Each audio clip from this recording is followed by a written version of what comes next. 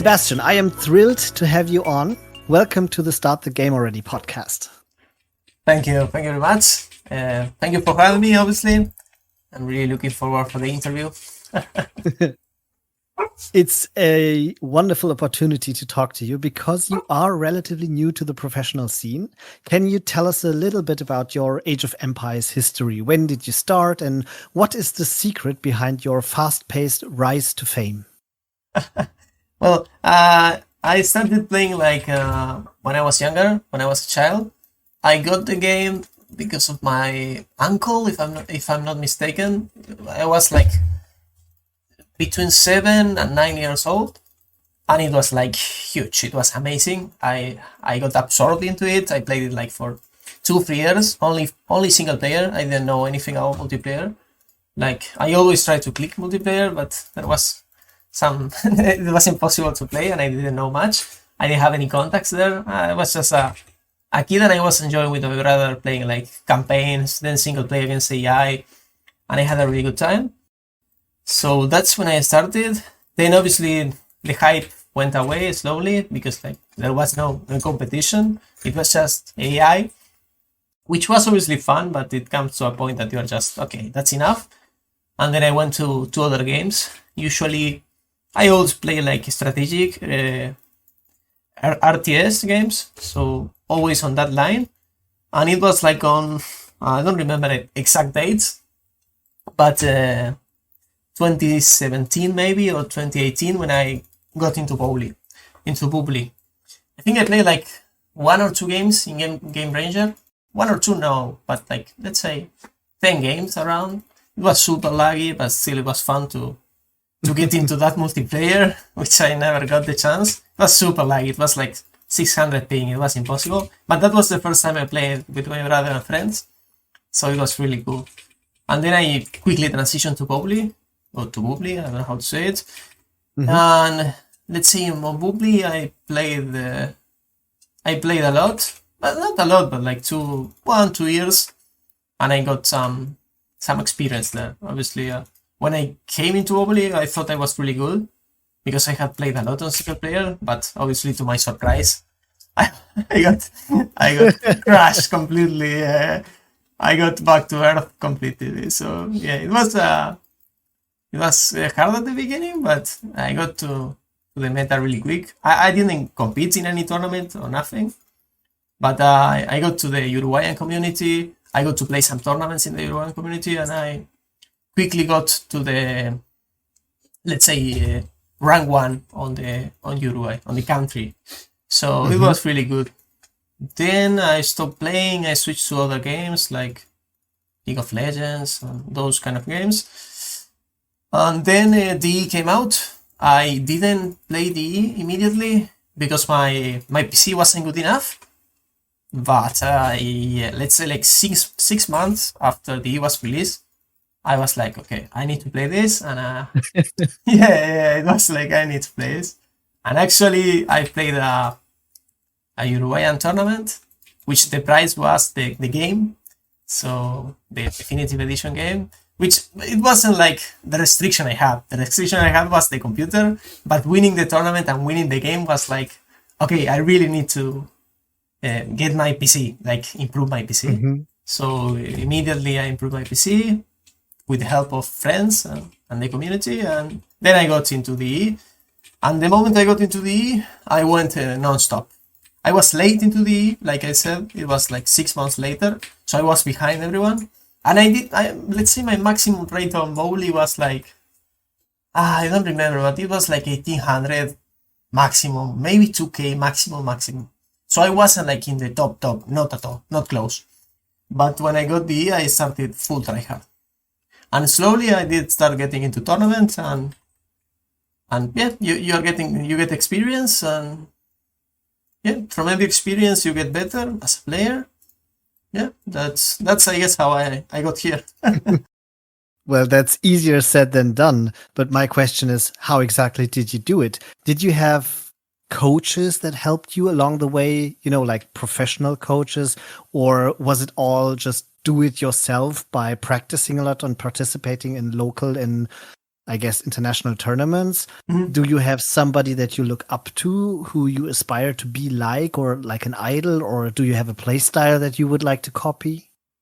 Yeah, okay, that's a really good question.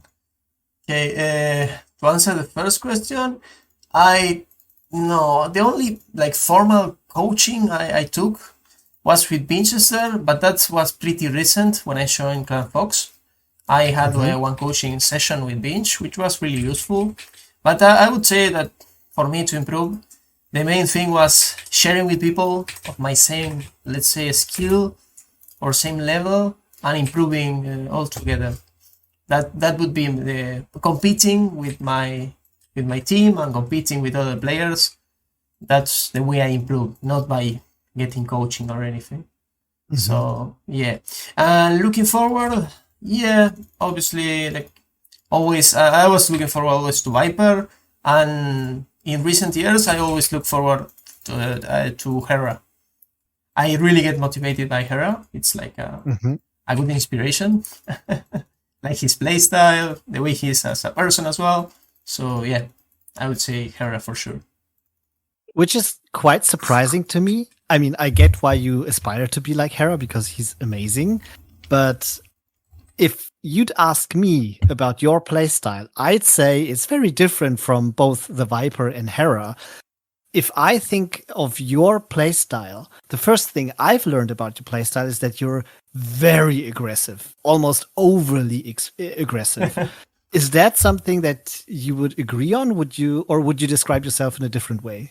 No, I'm aggressive. I guess that's the way I got into the pro scene. I got like being super aggressive with my multitask, with my speed, and yeah, I guess like if I have to put it in a play style, would be more similar to Luri. But since I didn't get to see many Luri's games because he doesn't play too much, I had to look forward to other guys. He only plays in tournaments usually, so yeah, I had to look forward to some people I could watch more constantly. Yeah. Yes, I'm pretty aggressive, but like lately I've been trying to be more thoughtful on my game, just not attack. Be more versatile, know when to pressure, know when to stop pressuring, because like if you're too aggressive, you're too predictable as well, and it's not good to be predictable. That's never good. So yeah, I would say I'm adapting. I'm trying to adapt. So it's a process, I guess. Do you have a kind of map style that you prefer? Some people prefer land maps, others hybrids, or open maps or closed maps. Where do you put yourself? Yeah, I would put myself on land maps. I really like, but that's the normal thing. So I like as well water maps. I'm doing really good on water maps, which came as a good surprise. I guess I'm doing good on the multitask, on how much time to give to every action. I'm doing really good on water maps actually. And historically, like hybrid maps should be my most comfortable. Yeah, playing aggressive on land while holding water. Yeah, I really like hybrid maps as well. But close maps, no. That's my biggest weakness, probably. Yeah, for sure. Do you have an explanation for why you are performing so well on hybrid maps? Is it only the fact that you're a very fast-paced player, that you are able to multitask a lot, or is there a strategic component as well? Yeah, I think the thing is strategic on hybrid maps is not that in depth. It's not that complicated.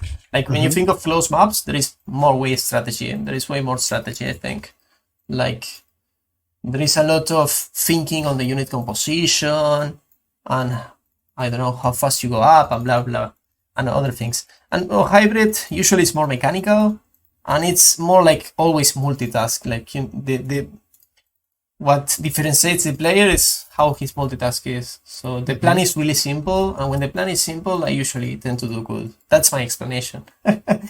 Yeah, that makes a lot of sense. Yeah, that does make a lot of sense. But then my follow-up question would be, actually, how comfortable are you with drafting against very experienced players like Viper or Doubt? Do you think you are a good drafter?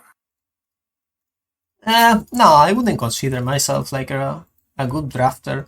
Like I'm giving my best, and I'm always like giving the right attention to draft. respecting the importance of draft, valuing the importance. And I'm trying to watch what players are doing, try to see how I can counter it. If I cannot counter what they are doing, I'm thinking of how should I build my draft regarding on what maps I feel comfortable and what he feels comfortable. So yeah, on that sense, I've been developing more on analyzing players, my rivals, let's say, thinking about where do they feel comfortable, and I'm basically building my draft into that. But I shouldn't be favored against experienced player on a draft, not at all. But as long as I don't get too behind, I should be okay. And if I get a decent draft and I feel comfortable with the matchups, that's good enough for me. I'm happy with that. Do you have any specific civilizations that you feel really happy about if you can draft them on hybrid maps? Yeah, that's a good question. Probably like Hans. It's really easy to play and usually, I wouldn't say it's like versatile, but it's really aggressive. So when you're in a tournament or something, you don't want to like improvise too much. You want to do something and you know that can work. So you're in like in a comfortable zone, despite all the pressure and all in a tournament because of people watching. So Hans is really easy to play. A simple plan. You just need to go cavalry, CA, and then you scale into late game to CA Hazard. So Hans should be really good for me. I like them and it's easy to pick. Japanese recently on hybrid maps is just insane. CA are really good, really comfortable to play. The start is super easy, like minus 50 on every economic building is insane. So the build order is super simple, so I like it a lot as well. So I would say like good economic bonus chips to have a good game, yeah, basically. And I'm kind of hearing also you prefer civs that have the option to be very mobile, like you've mentioned Hans for knights and cav archers, you've mentioned Japanese for the possibility to go into cav archers. So you do want to make use of the whole map. You want to be mobile, right? Yeah, like mobility. I think on hybrid maps, mobility is really good. But in general, CA as well as scale really good into the game.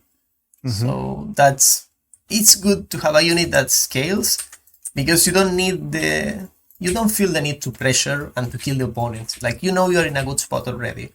So I like that. I like that feeling to know, like, I'm in control of the game. I know what's coming next. I know what you're doing next.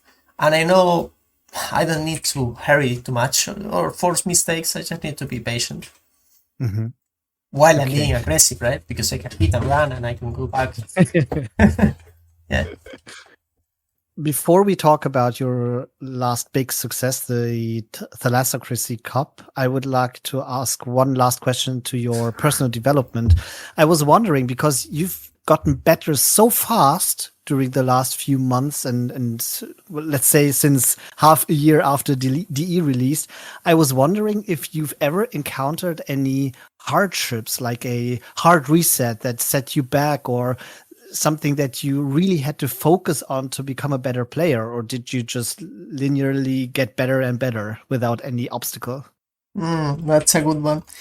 Yeah, I did. Yeah, I did find some obstacles. Like the first that comes to mind is during KUTD. I got too much into playing like crossbow. Like usually I'm a crossbow player, so I really like archers, but I got into the mood of always playing archers and to becoming really predictable. So like 90% of my games was archer usage. So usually I didn't develop much of my skills on the other units, like for example knights or mobility or infantry, etc.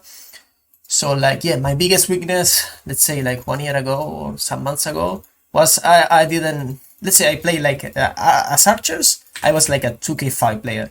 But as knights, I was 2k. And that was not good because draft-wise, it was impossible to to win a draft. When you only had certain civs, you could use really good with archers, like Ethiopians, Britons maybe. But once you remove those, then you are really limited into civs. So like, yeah, I started doing the transition for some months ago to cavalry to be more versatile. And yeah, I could say that was the biggest obstacle for sure. Wow, that's very interesting. What Yeah, would you say is the biggest difference between a 2K5 and a 2K player when it comes to crossbow play? Is it only micro? Is it timings? What would you say? yeah, it's like, yeah, micro timings, the decision making, like those small decisions, like should I get ballistics now? Should I add a TCE? Although they might seem minor decisions, they are key, and you're always getting a different game. So once you know when you should take each decision, then you really differentiate. But obviously the mechanical aspect as well and all that. Yeah. But yeah, I was like a one-trick pony, if you want to say it. Like I was too much into playing archers, and I wasn't playing knights. That was the reason I wasn't good on other strategies. Basically, I wasn't giving it enough play. So now I'm really curious. What did you do to improve your knight play? Was it just play a lot of games and get more versatile, or did you specifically focus on, I don't know, like the knight micro or the macro, or what did you focus on? Yeah, mainly playing. I'm more of a practical guy. Like obviously I analyze games. I try to think of some theory, but I'm more of a practical guy. So yeah, I just put it into practice. Like, okay, I'm this Civ, I'm Britons, but I'm going scout, and that's the first step. Setting up the economy correctly to play knights, right? If you're going knights, you might need horse collar. So, for example, that's a good way to set up your economy. That was one of the reasons I wasn't playing good cavalry, because I was setting my economy wrong for it. So if you don't set it up correctly, you will have a rough game. For sure. Is that something that you did with your teammates at the Fox team, or was that something that you did on your own? That's something I probably did on my own, but Fox team was amazing help for me. Like, I'm really grateful towards Fox, like towards the players, towards organizer. We even have a mental coach as well, which has been like really useful lately. It was really, really good tips. Just a lot of support and a lot of, let's say, a place to growth. And that's really good when you're being like supported, when you know you're improving, and you know like your friends and your team is improving as well. That's a really good feeling with it, because it's a really good motivator. Like, okay, we are all improving. That's really good. So yeah, Fox really did help me. But let's say that Knights was more of a personal thing I had on me that I needed to fix like on my own. So yeah, but probably like it's a mix. Fox. I understand. So you are part of this Fox team, and besides you, I think Dark has been quite noteworthy in the past couple of weeks. Is that a coincidence, or do you two train a lot or help improve each other? Yeah, I think we are all training with each other, which is really cool. Mihai is training a lot, Dark is training a lot, Marco is training a lot. I think Dark is a really, really good player, and he has a really, really good mentality. Like, he wants to be the best. So that's really, really good. That's a really good strength he has on him. And that's why I think he had an insane result, right? Winning like World Rumble. Mihai has been doing pretty good as well. Margugo as well. Maybe this Warlords wasn't the best for him, but that's just, I don't know, lucky. But yeah, I think we have been improving with each other, obviously. Can you tell us a bit more about what it means to be a member of Fox? Of course, you're training together, and you've already mentioned that you have a mental coach. Is there anything else that the team provides for you as a player? Yeah, like, it's not only like training together, it's like the support. It's a feeling of like, okay, I might need something, I need something, and I'm sure that if I ask it to the organizer, I might get it for sure. Like, like I'm not asking for a coach or anything, but if I felt like I need a coach with some player, I probably would get it. So that's a really good feeling to know like there is resources to help you. We are also actually having a LAN event on June, this 15 June. We are going to do like a team meetup, which is insane. I never played well, I did play a LAN on Argentina, but I never got together with friends to play, to stay on I think we're staying like a week or 2 weeks. Wow. Yeah, which would be That's pretty amazing. cool. Yeah, so basically I would say it's the support, the mental coach, the practice, yeah, being with friends, all that combined is really good, for sure. Yeah, that sounds great. You've joined the team quite late in comparison to the most other members because it was mainly a French clan or a French-only clan, and then you and Mihai joined almost a year ago, and then later in 2023, Dark has joined.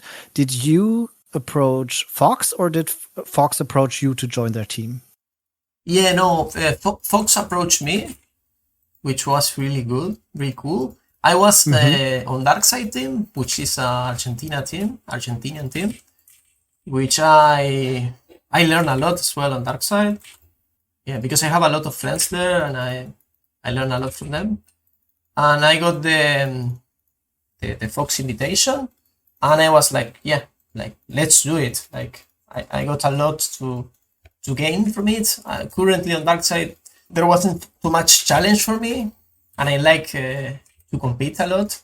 So coming to Fox was a really good chance to prove myself again, like to have new people to compete, to learn from, and to prove that I can be a better player as well. So I immediately took the proposition. I was really grateful to Darksec as well. They were really helpful and really good to me. And yeah, since I've been on Fox, I've been improving a lot, having a really good fun. Yeah, looking forward to what's coming for sure. All right. This is enough prelude. We have to talk about the Thalassocracy Cup. That was amazing. Congratulations on your, I guess, first very big tournament win. And yeah. especially since it was against Doubt, I'm sure it must have felt amazing. There's probably a million questions. I would like to start with the almost usual caster question. Did you prepare in any specific way for this tournament, or how do you explain that you've actually won the whole thing? Yeah, okay. It's hard to explain because I was not expecting to win. Like I had a list of all the tournaments I was signed into, and they were a lot of tournaments, and I was like, this is my priority. It was Warlords. It wasn't Thalassocracy. It was for Rumble. It was Warlords. And it was another tournament, and then there was Thalassocracy as priority. But yeah, it was a really fun tournament. So, and it was a long tournament as well. It took I don't know how many. I think it took like 2 months. So I guess I just kept playing and improving. My main way of preparation was basically analyzing opponents.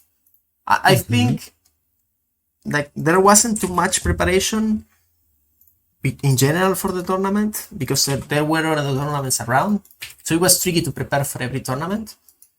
So for me it was like, okay, my priority is other things, but I want to do good on this, so I would just focus all my resources in analyzing. I will just go watch what you played, how did you do, what ships you were picking, and see how it goes. I didn't practice too much because it's hard when there is other tournaments to say like, okay, do you want to play a water nomad? It's hard to find someone to practice a water nomad, for example, which is a specific map of the tournament, by the way. It's a really different map, not usually played. So it's tricky to find training partners if they are already out of the tournament. That's what happened to me, at least. Like, I won against Mihai. I don't remember exactly when, but Margugo and Dark were out, and I was like left alone, let's say in quotes. So I didn't get too much practice, and yeah, all my focus went into on the preparation, on what maps, build orders, which I could practice single player, a lot of practice into build orders, and a lot of practice in watching strategies and how the meta was developing. So yeah, it came as a huge surprise to win that tournament. But I don't know, I was playing good, I guess. Well, that's an understatement. I wouldn't say you stomped Doubt, but you decisively won against him. That's for sure. Yes. Maybe we can go a little into detail about that because you said your main preparation was analyzing your enemies. What was your conclusion when analyzing Doubt's games? Did you have any specific weakness that you've identified that you wanted to take advantage of? I had some ideas that went good and some that weren't that good. For example, on Greenland, I saw him playing like Khmer, doing some sick build order with Khmer, and I prepared something to counter his sick build order with Khmer. And actually, he picked Romans, which was my counter siege to Khmer. It was satanic. That game was satanic.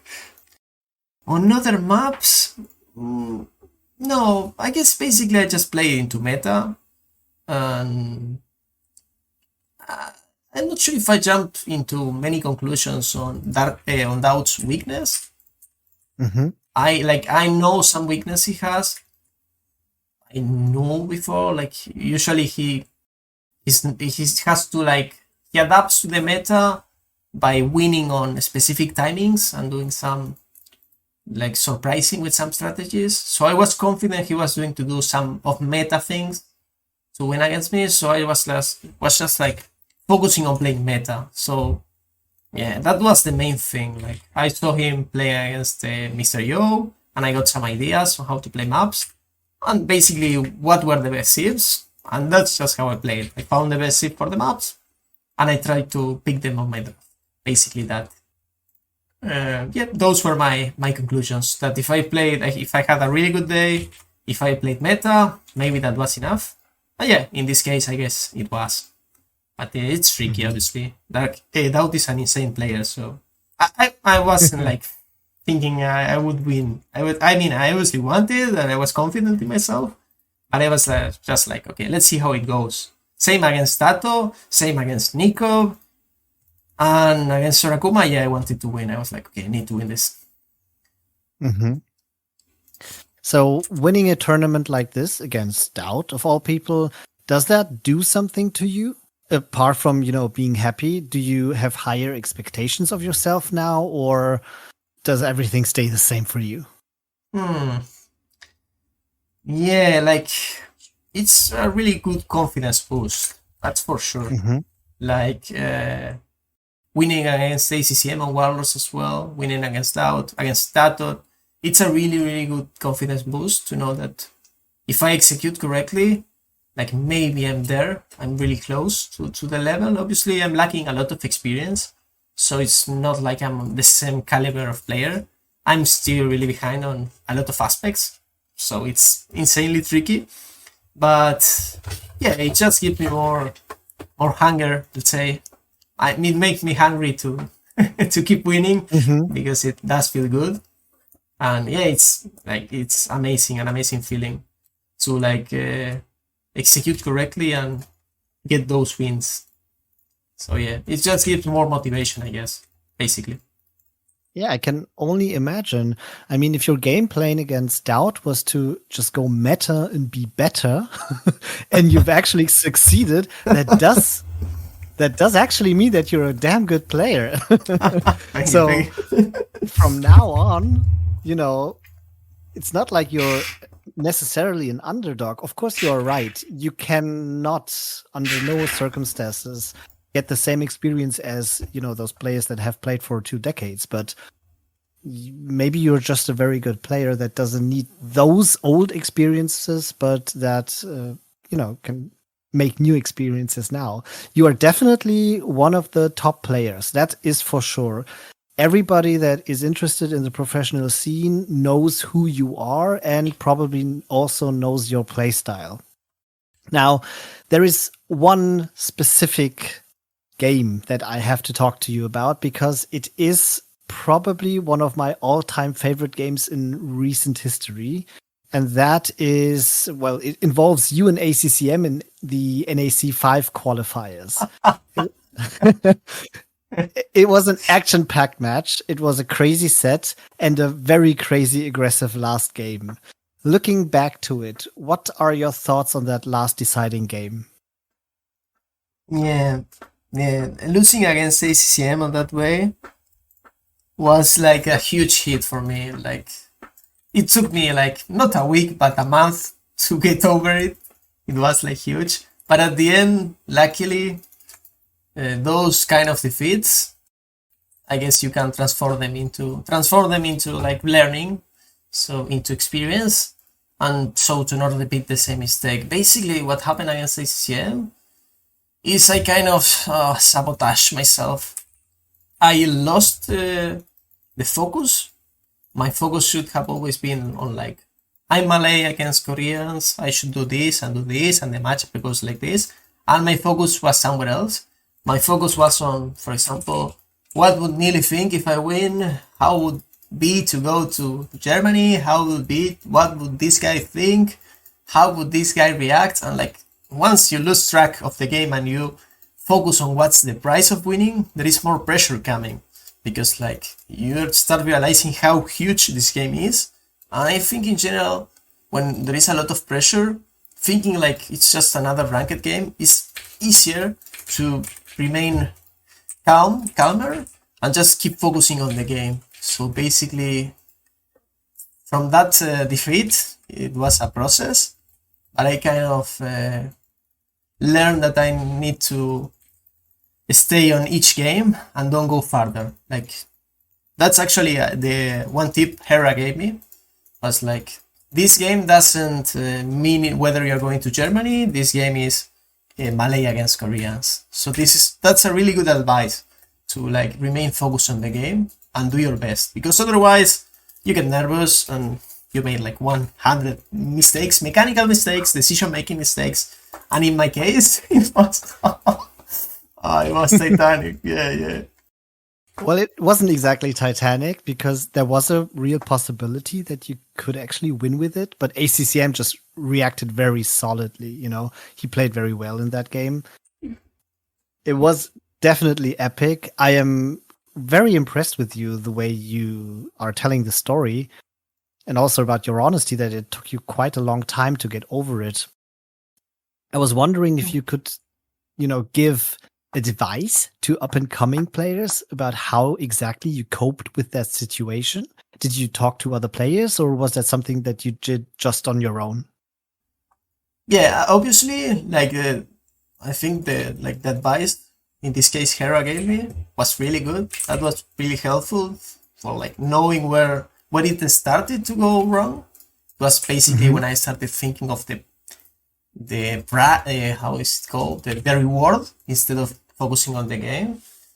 Yeah, basically it was just a process I tried to fix, thinking of like getting more confidence for myself, and to like realize that I could have been there, and I shouldn't be like too humble in those cases, and really, I don't know, really believe in myself, so because that was one of the things that actually as well made me lose, like maybe lacking of confidence that I could be there as well. It is a competitive game, and that makes it a mental game as well. Oh yeah, for sure. It's 100%. For sure. Do you have some kind of ritual or something that you do before important games to, get into the zone, to concentrate? Yeah, like I like to be good on the sports perspective. Usually I like to go for walks. I go for a run, and then I do a long walk, like at least 1-2 hour run or walk during at least twice a week. That's usually my best thing to relax. Usually I don't go with cell phone or any device, just to have be alone and thinking. That's really useful. Usually I like to meditate as well a bit. I like to write my feelings, how important things are, and yet how not so important they are on a longer scale or bigger scale. So that's a big part as well. Like, how is it called? Yeah, reflection. A reflection, that's the word. Yeah, exactly. Yeah, usually when I feel like I'm executing well on practice as well, I'm really confident. So that's another aspect as well. If I feel like I'm executing well in practice, I'm confident. So I know that if I'm playing good, I'm playing good. And when I'm not executing so well in practice, maybe I go with less confident. I think like that's basically my main, I would say my main ritual would be I feel confident when I'm on a good balance, like with my studies, with my family, friends, with sports, and with my gaming, let's say. And if I feel like I'm in a good balance, I don't care too much if I win or if I lose, because I know like there is a bigger picture as well. Like, okay, there is this tournament, but there will be more tournaments coming, and maybe I'm not doing good on this one, but like the experience I gain from this one, I will apply it on the next one, probably. Like that's my logical thinking usually. For example, I don't know, maybe I didn't do good on NAC 4, but on NAC 5 I almost got there. Maybe I didn't do good on Warlords 2, but on Warlords 3 now I'm here because of what I learned on Warlords 2. So that's like the thinking there. Mm-hmm. Yeah, that's very positive thinking. That's really inspiring to hear. And these are very wise words that you've said. It's almost the best way to end an interview, but I would like to end it in a different way. I would have one final question to you. Do you have like an all-time favorite game that you've played? Something that was so special to you that you would like to share it with us? No matter if it was 1K5 ELO or just recently in a tournament. A game from myself? Yes, your own. Yeah, let me think. You got me on this one. Yeah, the first that came to mind, the thing is I don't remember the exact details, but I remember playing a really fun game, which was like really, really good. Probably one of my favorite games.